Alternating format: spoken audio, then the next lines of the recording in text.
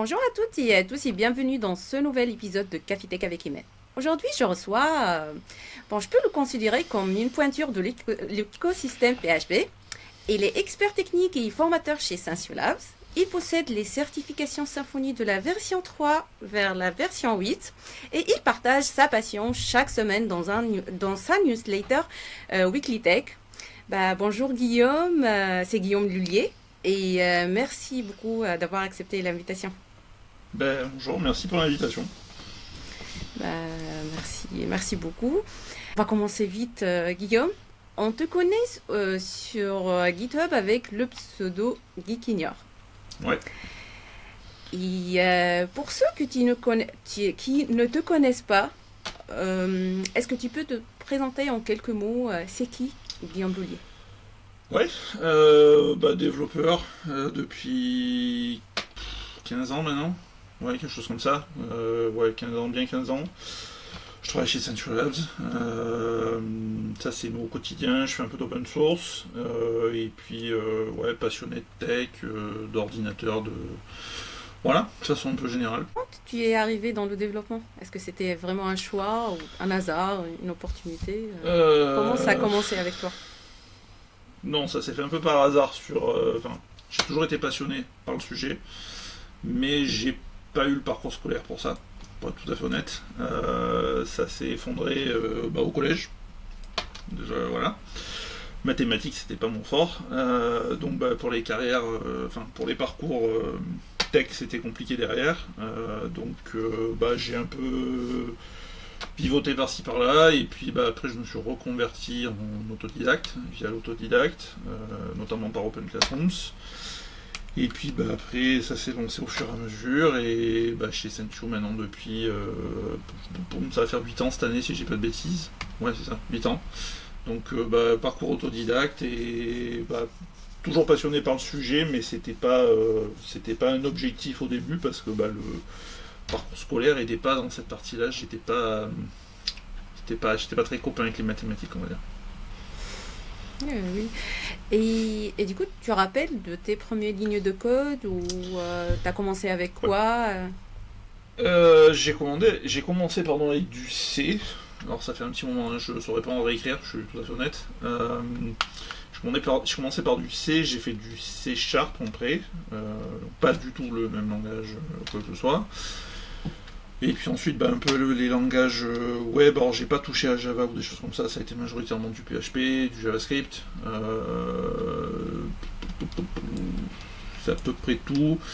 Et là, depuis quelques années, un peu de PHP, PHP quotidiennement, et un peu de Rust aussi pour tout ce qui est plus bas niveau. Je me suis remis plus au bas niveau, moins par C, parce que j'aime pas C, pour être tout à fait honnête. Mais Rust m'a plutôt pas mal plu, donc ça a été l'occasion de me replonger là-dedans. Et comme tu sais, la tradition à Café Tech avec Imen, j'aime bien remonter le temps. Donc si on regarde dans la rétro, là, tu as commencé très jeune. Tu as même été mentor chez Open Classroom. C'était vers 2016, je pense. Oui. Et du coup, c'est pour aider les élèves sur PHP, Symfony, Git. Est-ce que cette expérience de mentorat t'a appris sur la pédagogie, comment ça t'aide aujourd'hui, en fait, dans ton rôle d'expert ou formateur chez Sensio Labs? Oula, il y a pas mal de sujets. Oui, ça m'a... J'aime bien. Ouais. Ça m'a pas mal aidé sur sur le fait je vais dire la gestion de la communication avec les autres. Parce que sur le poste expert, alors c'est un parcours, hein, on n'arrive pas à expert comme ça, mais on passe par du lead, on passe par du dev tout court, ainsi de suite. Et mentor, ça m'a pas mal aidé dans tout ce qui a été après sur les postes de lead. Le fait de discuter avec les autres, le fait de pouvoir échanger, d'écouter, ainsi de suite. Parce que, ça se voit peut-être pas, mais je suis quelqu'un d'assez timide. J'aime pas forcément parler en public. Même si je fais des conférences, c'est pas le sujet, mais j'étais pas hyper à l'aise plus jeune. Et ça m'a pas mal aidé pour pouvoir parler avec les gens, les écouter, échanger, ainsi de suite. Et là, sur le poste d'expert, c'est surtout le fait de savoir transmettre l'information. Je vais dire au bon moment et avec la bonne forme, parce que quand tu es dans une équipe de tech, c'est relativement facile de se comprendre, même si on peut avoir des désaccords, mais bon, on arrive tous à peu près à se comprendre. Quand c'est un client en face et que parfois dans l'équipe il n'y a pas forcément des techs ou qu'ils sont pas formatés de la même manière, je veux dire. Le fait de savoir à peu près leur parler et de comprendre que quand on sort du sujet, des fois on en perd certains, bah ça a pas mal aidé sur cette partie-là. Et puis ça aide aussi pour quand on fait des formations. Voilà. C'est surtout sur l'aspect communication que ça a aidé. Après sur la partie tech, c'était surtout de la validation d'acquis, mais ouais, surtout là, sur la partie gestion de... La communication, quoi. Ouais, communication, voilà, savoir échanger avec les autres, ainsi de suite, ouais, ça a été un gros point là-dessus. Et pour quelqu'un là qui commence aujourd'hui, qui veut se lancer dans le développement, quel conseil tu peux leur donner?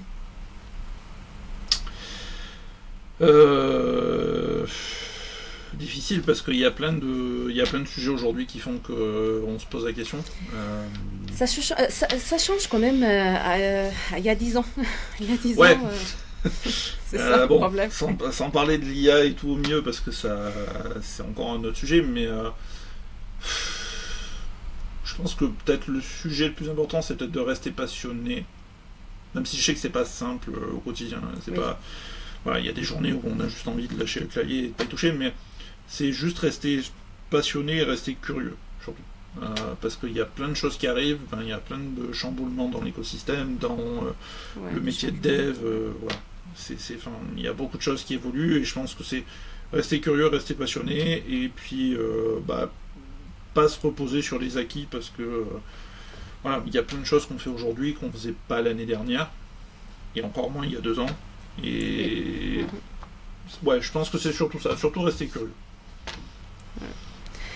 Et là, lorsque tu vois, là, tu as commencé il y a 10 ans? Non, tu as dit 15 ans.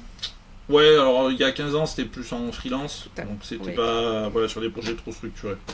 Ouais. Et du coup, comment tu as vécu là ton évolution quand même? Tu as commencé avec quelqu'un qui était juste passionné et aujourd'hui tu es expert technique et contributeur à Symfony, formateur, speaker. Donc, est-ce qu'il y a 15 ans, tu as pensé que tu vas monter sur scène ou tu vas être formateur? C'était parmi tes plans ou non? Non, du tout. Non, ça en faisait pas du tout partie. Comme j'ai dit, je suis quelqu'un de timide, donc le fait de monter sur scène, c'était pas... Non. J'étais déjà pas à l'aise en classe, donc c'était pas... Monter sur scène, c'était pas du tout un objectif. Expert technique, ça l'était pas non plus, pour être tout à fait honnête. Moi, c'était juste faire du code. Enfin, c'était faire du code et bosser dans ce qui me plaisait, mais pas... Enfin, j'avais pas la vocation de faire ce que je fais aujourd'hui et potentiellement ce que je ferais demain, mais... Non, c'était pas un objectif, hein, je suis tout à fait honnête. C'était pas le but. Donc non, ça s'est fait au fur et à mesure. Voilà, tu sais ce que c'est, hein. On prédit pas qu'on va parler devant des personnes ou quoi que ce soit. Ça se fait un petit peu comme ça au hasard et après quand on est dedans, on n'a pas trop le choix, hein. Donc une fois qu'on y est, il faut s'y mettre. Mais non, c'était pas du tout, c'était pas dans la roadmap, on va dire. À l'époque. Oui, c'est ça, oui. Oh, c'est bien en fait, finalement, tu es bien arrivé, expert technique quand même chez Sensio. C'est pas facile. C'est pas, voilà, oui, je c'est pas donné à tout le monde. je mesure le parcours et ce que ça demande, mais non, c'était pas, enfin voilà, comme je dis, c'était pas le but. Moi, je suis passionné avant tout, donc moi c'est surtout faire du code et découvrir des sujets, mais c'est on va dire qu'il y a un peu cette vieille habitude dans la tech de dire au bout d'un moment on t'envoie manager ou je sais pas trop où et puis tu te débrouilles de gérer des équipes. Bon, moi gérer des équipes, il y a des limites, mais non, enfin expert c'est un bon poste entre les deux. Tu fais du code, tu fais de la tech et tu as quand même un petit peu de la gestion de projet, tu vas faire un peu d'architecture, donc c'est chouette aussi. Oui. Et du coup, on arrive à la question, est-ce que tu peux nous raconter un peu ton quotidien chez Sensiolab? Parce que là, tu fais de l'open source, tu gères, comme tu as dit là, tu gères des projets, mais tu touches aussi au code aujourd'hui. Ouais. J'essaie de rester quand même, je vais dire les mains dans le code, même si ça a pas mal changé depuis 1 an et demi parce que il y a tout ça. Voilà. Oui.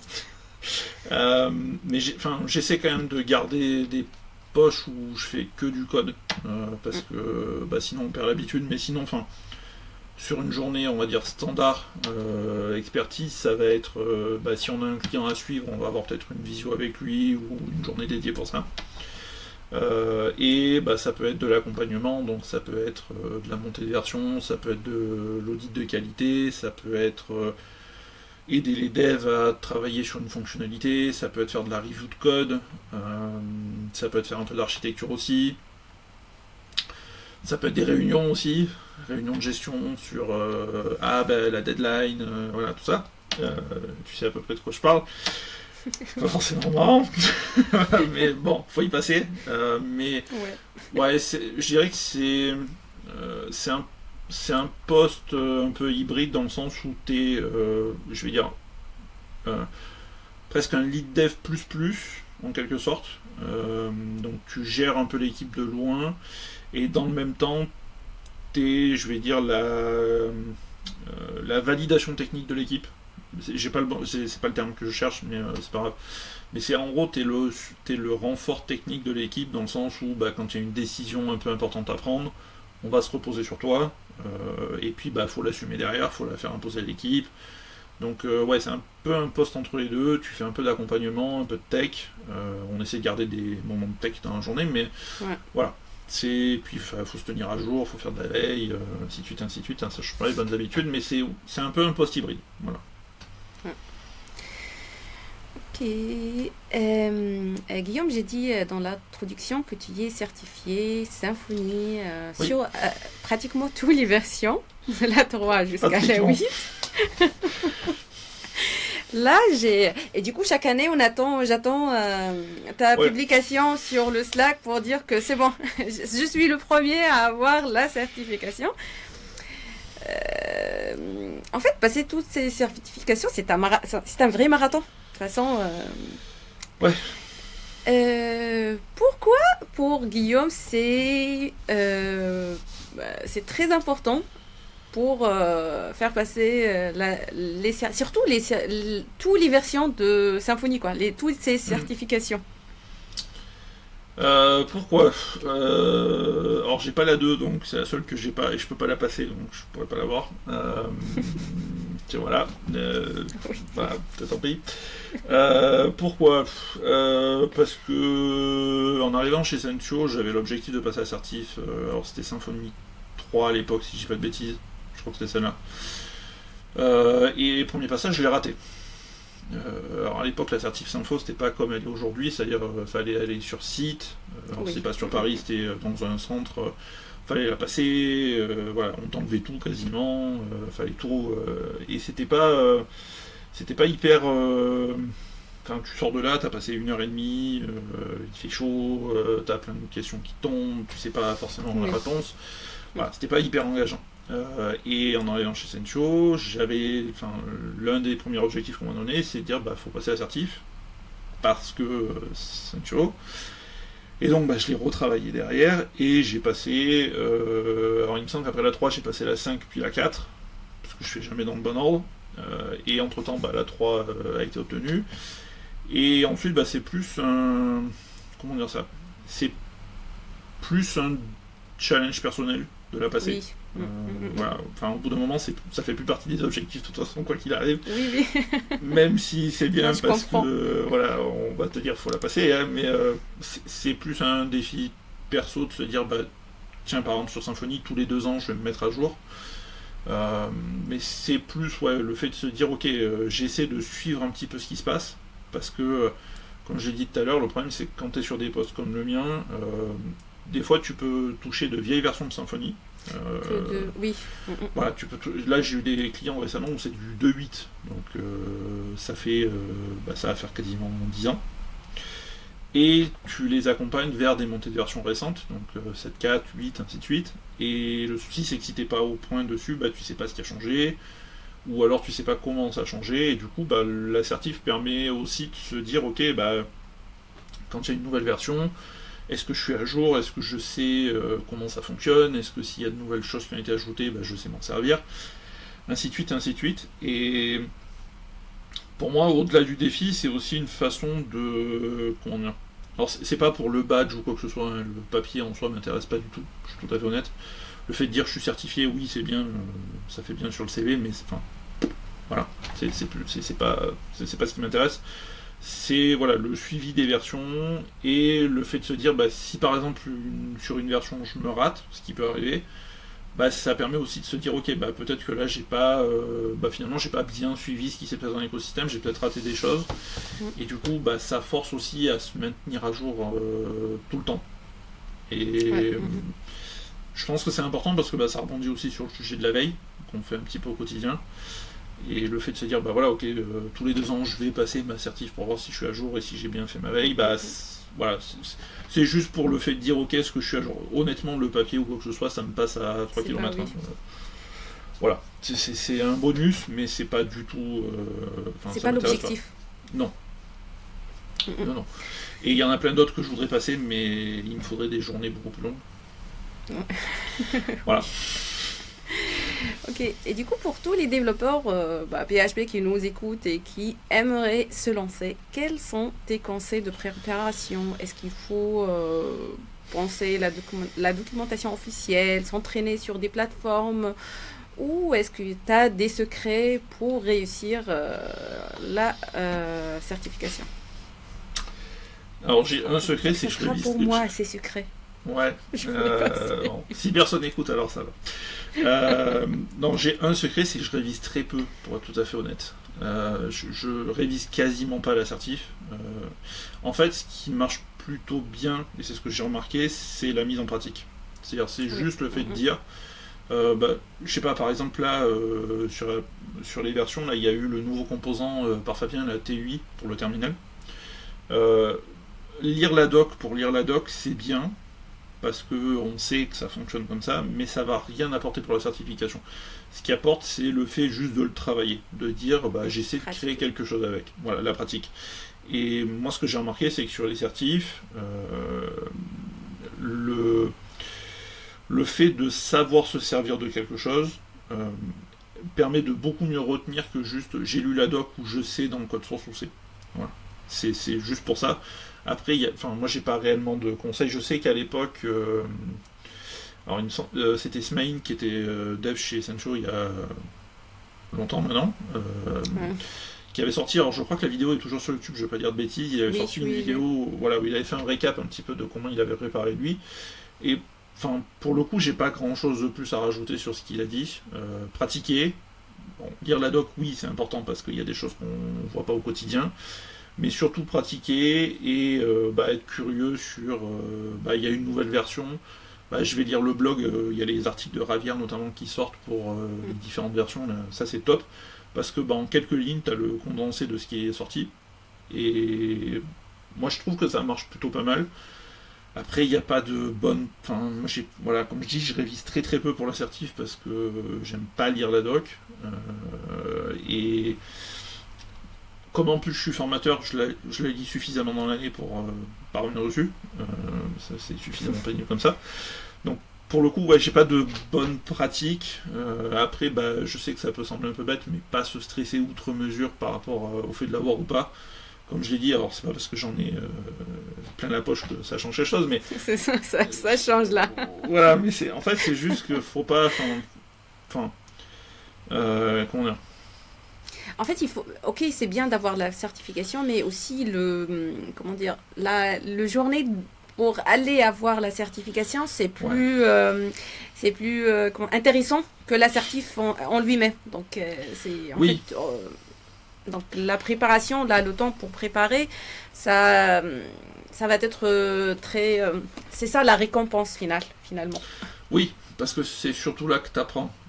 La certif en soi, elle t'apprend rien du tout. C'est-à-dire que, je vais être un peu bête à dire ça, mais la certif, c'est est-ce que vous savez utiliser Symfony comme Symfony le recommande. Voilà. Je pense que c'est pas critique sur cette partie. Ok, on arrive à la partie où on va parler d'un de tes conférences. Ouais. En 2021, tu as donné une super conférence au forum PHP intitulée N'ayez pas peur de refactoriser. Oui. Selon toi, Guillaume, pourquoi le refactoring terrifie autant les développeurs? Ou bien est-ce que c'est vraiment le syndrome de si ça marche, on touche pas? Oui, alors je pense qu'il y a beaucoup de ça. C'est beaucoup, si ça marche, c'est pas la peine d'y toucher. Euh, je pense que le problème de la refactorisation, et pour le coup, en étant expert, on le voit de plus en plus, c'est qu'il y a beaucoup de devs qui ne savent pas comment ça fonctionne, et qui parfois même savent comment ça fonctionne, mais préfèrent ne pas y toucher parce qu'ils ont peur de ce qu'ils vont y découvrir. Euh, Il y a souvent dans le code, il y a beaucoup de choses où il y a des projets qui vivent depuis 5, 10, 15, 20 ans. Et il y a eu des montées de version, il y a eu de nouvelles versions PHP, et le problème c'est que le code n'a pas suivi, c'est-à-dire qu'il n'y a pas eu d'outils de qualité, il n'y a pas eu d'analyse statique, il n'y a pas eu de test, ainsi de suite, ainsi de suite, et souvent les devs ont un peu tendance à se dire, bon bah si le lead ou si personne ne le voit, c'est mieux, parce que bah, on a tous nos défauts, on n'aime pas montrer un code quand il n'est pas propre ou quoi que ce soit. Ouais. Et je pense que ça a un impact aussi sur le fait de savoir est-ce que vous voulez refactoriser ou non. Je pense que c'est aussi ça qui fait peur aux devs. Et puis bah, il y a toujours cette phrase qui est de dire bah, un legacy c'est juste un projet qui tourne en prod et qui rapporte de l'argent. Je sais que ça peut sembler un peu bête, mais malheureusement c'est un peu ça. Et il y a beaucoup de projets où les devs se disent bah ouais mais faire du refacto maintenant alors que bah, ça fonctionne et que ça tourne en prod, pourquoi? Enfin voilà, qu'est-ce que ça m'apporte? Et nous on le voit beaucoup sur la partie expertise, il faut aller expliquer que bah, faire les montées de version c'est important, se tenir à jour c'est important, que utiliser des dernières versions PHP c'est important parce que les pages de sécurité, ainsi de suite, ainsi de suite. Donc je pense que euh, au-delà de juste dire bah, on n'aime pas faire du refacto parce que bah, tant que ça fonctionne c'est pas la peine d'y toucher, je pense qu'il y a aussi une crainte de la part de certains développeurs de se dire bah, si on s'aperçoit que c'est moi qui ai fait ça dans le code et qu'on vient me poser des questions, je vais pas savoir répondre. Et je pense qu'il faut aussi que, et ça c'est un travail peut-être plus côté lead dev ou autre, de juste, ok, bah il y a du code qui est pas propre, ça arrive, c'est pas un souci en soi, c'est pas, enfin même nous on fait du code pas propre, des fois ça arrive, hein, on fait pas du test à 100%, voilà. Donc il faut pas se dire que c'est un prérequis, il faut juste se dire bah ok, maintenant on veut aller vers quelque chose d'un petit peu plus propre, bah c'est l'occasion de prendre des petites briques et de venir faire une mise à jour. Donc ce que j'ai dit à l'époque dans les slides est toujours d'actualité, c'est prendre des petites briques et en sortir au fur et à mesure, pas avoir peur de casser quelque chose, si on casse quelque chose bah, c'est qu'il manquait peut-être quelque chose, soit des tests, soit quoi que ce soit, j'en sais rien. Mais ouais, pas avoir peur de faire du refacto et de faire des montées de version parce que bah, c'est aussi là qu'on voit Oui. si le projet était bien pensé et voilà, enfin je veux dire, tu as eu l'occasion de te frotter à ce genre de sujet. Voilà, on n'aime pas faire les montées de version, on n'aime pas faire des mises à jour ou quoi que ce soit parce que c'est pénible. Parce qu'il faut prendre du temps, parce qu'il faut faire des tests, ainsi de suite, ainsi de suite. Bah, c'est aussi le bon moment pour se dire ok, est-ce que cette fonctionnalité-là, elle a été faite comme on voulait, est-ce qu'on peut la faire différemment, est-ce qu'on peut l'améliorer Ah. Et du coup, t'as bien nommé N'ayez pas peur de refactoriser. Oui, Quoi. oui, Se lancer. Voilà. oui, oui. À un moment, il faut tenter. Mais tout le monde a peur là-dessus, hein. Enfin même nous quand Ouais, on a des ouais. projets, enfin voilà, tu le sais. Surtout sur de gros projets. Oui, ça... Ouais. Sur des petits projets, ça va, parce que généralement les devs sont relativement à l'aise avec le fait de dire je sais comment ça fonctionne. Mais quand dans le projet, tu as de l'architecture, tu as, je sais pas, du DDD, des choses comme ça qui sont rajoutées, bah, il y a un petit peu cette peur de dire bah, je vais être obligé de changer la manière dont ça fonctionne, donc le code métier qui va avec, et ça va casser, et ça va prendre du temps. Oui, mais c'est peut-être aussi le moment de s'apercevoir qu'il y avait quelque chose qui allait pas dans le code, et du coup de le remettre à jour. Enfin, c'est comme refaire la peinture sur les volets, enfin, à un moment, t'es obligé de le faire. Hein. Voilà. C'est pas agréable parce que tu passes ton week-end et que tu repeins la terrasse, mais faut le faire, quoi. Ouais. Voilà. Là, on arrive à une partie où on va parler des sujets très très actuels. donc l'IA. Ouais. Donc tu es dans le top 3 des contributeurs du nouveau composant Symfony AI. Tu parles aussi souvent des LLM locaux, de l'orchestration, des agents dans ton Weekly Tech. Donc comment vois-tu l'avenir de l'IA pour nous, pour les développeurs? Est-ce que c'est un outil magique ou juste une aide à la complétion? Oula, vaste question. Pour moi, Juste parle de l'IA ouais. pour un développeur. Pour moi, c'est pas juste la complétion. Ça, c'était le cas pour moi il y a 1 an et demi peut-être. Ouais, il y a 1 an, oui, c'était majoritairement de la complétion. C'est-à-dire, je commence à taper quelque chose, j'attends qu'il me complète la méthode et ça fonctionne. Aujourd'hui, je pense qu'on a passé le cap où sur certaines briques, l'IA code mieux que nous. Alors, je mesure ce que je dis et je conçois que ça peut faire peur. Je vais être tout à fait honnête. Moi, il y a des journées où je code pas du tout. C'est-à-dire que j'ai du code qui sort, mais c'est pas moi qui le produis. Je le fais faire par Claude, je le fais faire par d'autres modèles, ainsi de suite. Mais ce qui est en train de se passer, c'est qu'on est en train de passer d'un poste de j'ai un assistant à côté de moi à quelque chose où on orchestre une équipe. C'est-à-dire que tous les développeurs aujourd'hui qui font de l'IA, tous les développeurs qui font de l'IA en dehors de la complétion, le retour qui est souvent fait, c'est de dire en fait, à la fin de la journée, j'ai pas codé grand chose, c'est le modèle qui l'a fait pour moi. Et je pense qu'on va de plus en plus vers ça. C'est-à-dire qu'on va de plus en plus devenir, nous en tant que dev, des lead dev pour les modèles, ou des experts pour les modèles. Ce qui fait que on va se retrouver avec des devs qui vont surtout gérer l'architecture, la qualité du code, parce que ça, il y a quand même des trous toujours dans les modèles, ils sont pas tout à fait au point, ils ont encore des soucis. Mais je pense qu'on va de plus en plus vers une gestion des modèles, comme si c'était une petite équipe, plutôt que complètement la méthode. Voilà, ça c'était le cas il y a 1 an, aujourd'hui c'est plus le cas du tout, et peut-être que dans 1 an on fera plus du tout comme ça, hein, c'est possible. Mais aujourd'hui on est majoritairement sur ça, et je suis pas le seul à le dire. Il y a beaucoup de grosses entreprises qui ont la même situation, c'est-à-dire les développeurs codent beaucoup la journée, mais c'est pas eux qui font le code. Oui. Et du coup, tu vois où le poste de développeur dans... En fait, là, on va pas parler des 10 ans, on va parler, je vais dire 5 ans, dans 5 ans. Ok. Je pense qu'il y aura toujours des devs, si c'est la question. Ah oui. Ouais. C'est rassurant. Non, L'IA qui va pas nous remplacer, quoi. Non. Je pense que c'est pas du tout le cas. Je sais que je vais pas forcément me faire des copains en disant ça, parce que beaucoup disent si, mais il y a beaucoup de personnes qui sont pas dans le dev qui disent les devs c'est pas des profils intéressants, on peut les remplacer par des modèles. Alors ouais, ça je l'entends très souvent. Pour moi, ça c'est des conneries, pour être tout à fait honnête. L'IA peut pas remplacer un dev, pour la simple et bonne raison que pour remplacer un dev, il faudrait que le client soit capable de formuler un besoin proprement. Ça, c'est pour toujours... nous, les devs, il n'arrive pas à le faire. Voilà, donc c'est juste, on peut pas remplacer cette capacité-là, parce que il faut parler avec la personne, il faut échanger, ainsi de suite, ainsi de suite. Mais surtout, pour moi, l'IA, j'aime pas le terme de remplacer, je préfère le terme augmenter. Alors, je suis un très grand amateur de science-fiction, ainsi de suite.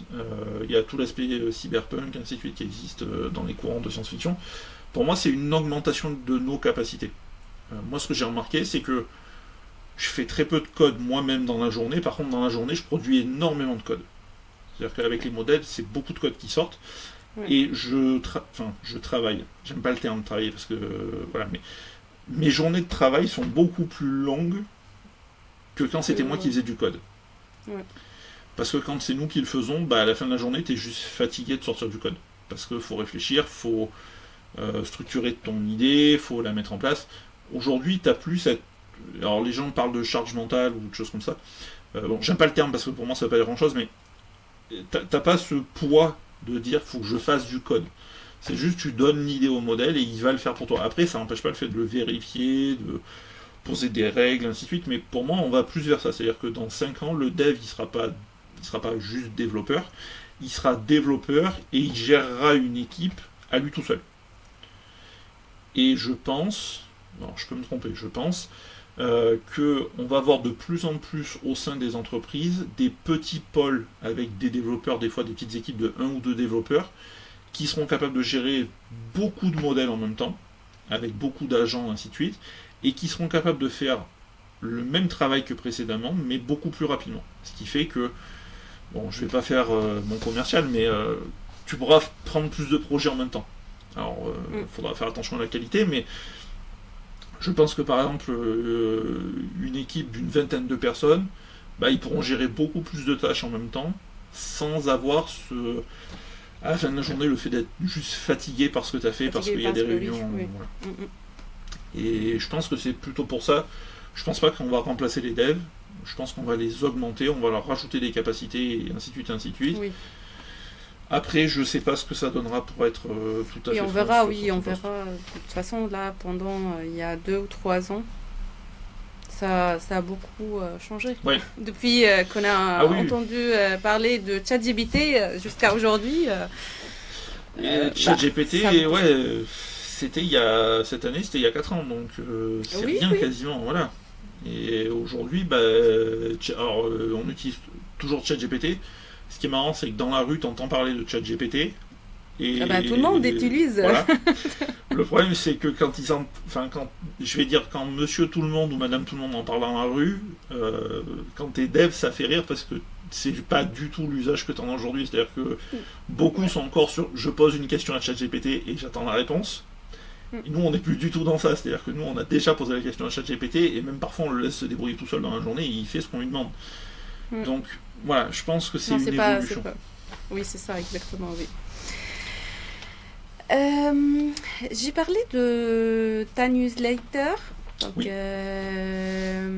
déjà, quand tu as commencé ça, est-ce que c'était un objectif de l'année Oui. Comment on fait ça chez ceux-là Oui, c'était ça là, c'était notre CTO favori. Qui m'a sorti ça du coup en entretien annuel.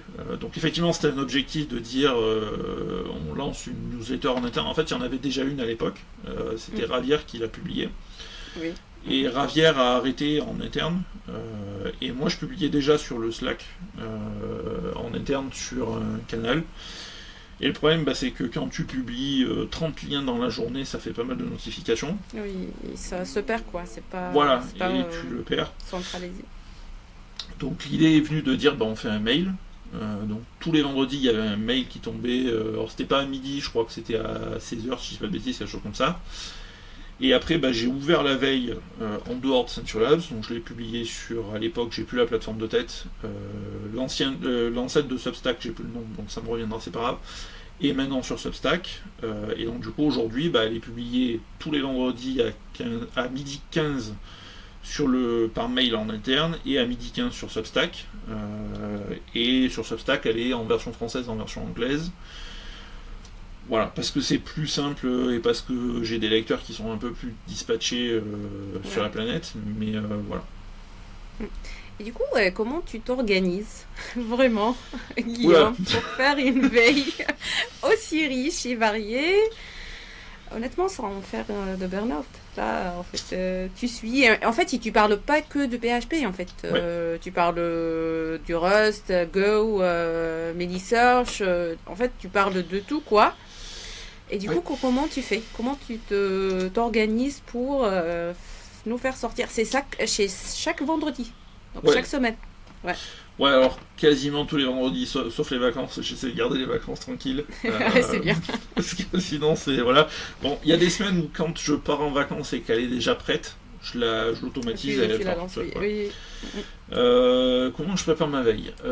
Sur X, majoritairement. Sur dev.to aussi, ça m'arrive pas mal. Bon, sur GitHub. Alors j'essaie de diversifier un peu les sources, mais c'est compliqué parce que ça bouge beaucoup. Majoritairement aujourd'hui, pour tout ce qui est IA, machine learning, ainsi de suite, c'est sur X. Donc je vais avoir X d'ouvert, et puis je vais regarder de temps en temps un petit peu ce qui se passe. Ce que je fais, c'est que généralement quand je vois un sujet qui m'intéresse et que je peux pas le lire tout de suite, je le mets dans les signés sur X, donc en gros dans les marque-pages, et puis j'y reviens le soir ou le matin, ou voilà, quand j'ai un moment. Beaucoup de podcasts aussi. La journée quand on bosse, c'est pas très gênant d'écouter un podcast plutôt que d'avoir Spotify ou autre. C'est pas très grave de lancer un podcast. Même si je le lance pas trop fort parce que des fois c'est gênant, mais j'essaie de suivre un petit peu certains sujets. Après, je vais être tout à fait honnête, j'ai mon navigateur Brave où j'ai des milliers d'onglets à passer, donc j'ai de quoi voir venir pour quelques semaines. Mais voilà, j'essaie de m'organiser comme ça, je bloque, généralement je fais ma veille du lundi au jeudi, j'arrête la veille le jeudi, je prépare les liens, je publie, ainsi de suite, et je fais repartir le vendredi, samedi quand j'ai un peu de temps. Voilà. Donc là, on arrive à En fait, le temps file. C'est l'heure des questions rapides Allez. du Cafitech. Donc, pour Guillaume, est-ce que c'est café ou tech Café ou tech. Café ou thé. Je vais dire plutôt thé. Et du coup, tu passes la journée à prendre du thé ou c'est juste... Non, ça dépend les journées. Quand j'ai des journées un peu chargées en réunion, ouais, ça va plutôt être au thé. Quand c'est que de la tech, ça me dérange pas, mais quand je suis en réunion, majoritairement de thé, parce que sinon, je tiens pas la journée. Si j'ai 3-4 réunions dans la journée, voilà. Je suis honnête. Une anecdote marquante que tu peux la partager avec nous aujourd'hui.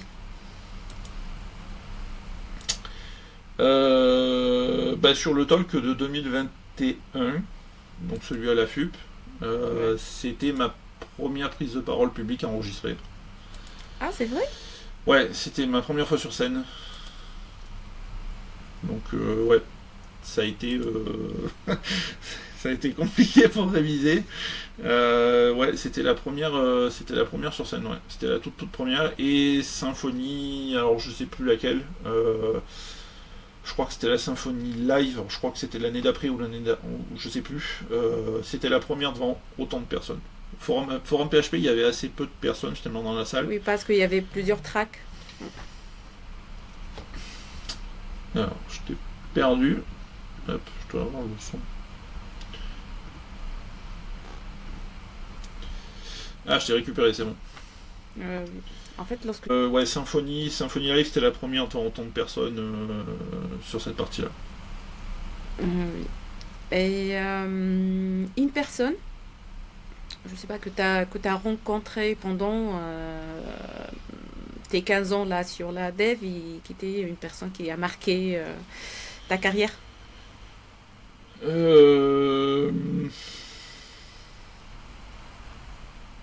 Oui, alors, il va pas faire consensus, donc je préfère...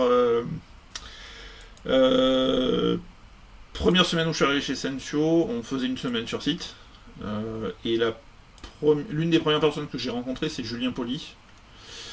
Ceux chez Sensio reconnaîtront tout de suite de qui je parle, qui était maintainer PHP, j'ai plus la version de tête, qui a fait un talk au forum PHP il y a quelques années. Et c'est le premier que j'ai rencontré, et je sais plus de quoi on a parlé, juste rapidement comme ça, et c'est là que j'ai mesuré le gap technique entre juste être dev et ce que lui faisait.